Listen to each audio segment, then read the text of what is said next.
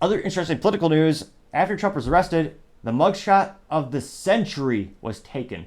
Now, when this first came out, a lot of people thought it wasn't real because it was a picture of a picture. So he had his mugshot taken where, like every good man, he did suit up. Always suit up. That's like the first rule in life.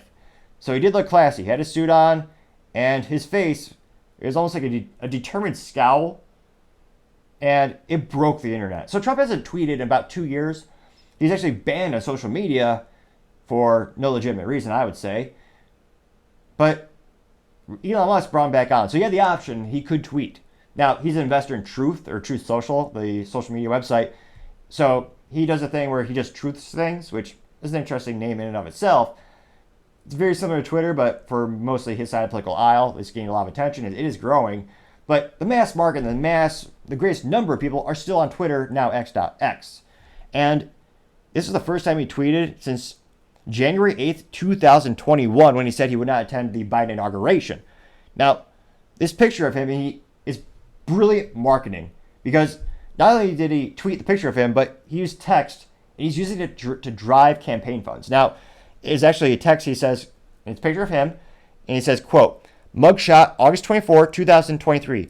Election interference, never surrender, DonaldJTrump.com. And if you click it, it'll take you to his website where you can buy merchandise with this picture on it. Brilliantly raising campaign funds. Now, within the first 16 hours of this being posted on Twitter, it got 167.4 million views. Or, as he would say, it got more views than anything. It was the best, the most views. I look the best. And the suit. Real men always suit up, as Topping would say. But I digress for now. Perhaps not the worst Trump impression you've heard all year. Perhaps certainly not the best. Now, it also got 1.3 million likes, which is huge. Now, a brilliant way to increase your campaign funds, so is quite a brilliant thing to do because a lot of the people who are already Trump fans, they identify the situation as political persecution because many of these charges, again, some are like the files alone, or having the files in the wrong places. That is something that Biden, Hillary, as well as Mike Pence, all these politicians have classified documents where they shouldn't. Biden had it in a garage with his little Corvette. And yet, Trump was the only one being charged. It certainly seems unfair. Now, in terms of the Georgia one, he's also being charged because they're saying, oh yeah, he's an election denier as well. Which, one of the biggest stark contrasts of hypocrisy is Stacey Abrams, still to this day, and she was a Democratic nominee, or she was a Democratic candidate trying to run in Georgia. She lost, but every single time she speaks, every time she's in front of a camera, she's always content, or she's always adamant saying, the election, it was robbed from me. I'm the proper governor. I got that. She's not being charged in any way. So just looking at that on its face, it certainly doesn't seem like a fair, everyone's being treated the same way and everyone's being prosecuted equally. Now, interestingly enough, so you have people on the right who are applauding this. So he's brilliantly raising funds, selling merchandise with his face on it.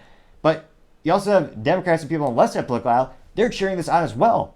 Because they're using it as evidence saying, see, he is a criminal. He was arrested. So, oddly enough, this might be one of the few things that brings Americans together. Because people on the left and people on the right both love this picture. They're both going to use it in political campaign ads. They're going to use this on the left saying, hey, look at evil Trump. He's arrested. He's got a mugshot. And then you have people on the right saying, see, he was arrested. Political prosecution, look at him there. And they're already comparing him to other prominent civil rights leaders who are also arrested. So it'll be interesting to see, they're both using the same picture. I guess which side makes the most persuasive argument and who has the best marketing to make this picture either look good or evil. It'll be fascinating to see from a marketing perspective. This will be one of the most prolific pictures in the next 100 years. It'll be in the history books. It's the first time this happened to the United States former president and a presidential candidate. It's also the first time, well, in the United States, the first time you've actually, one of the few times you actually had your political nemesis, you just jail them, which is one of the punchline of the reason why many people are comparing the United States to a banana republic. Not the store, the actual social phenomenon or political phenomenon. So it'll be interesting to see who raises more funds off this picture. And who has the most positive response to it? And how will it change the poll numbers?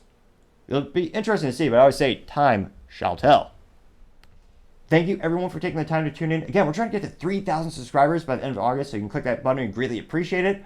Also, don't forget to take the time to like as well as comment. The feedback is greatly appreciated, helps the channel grow and develop.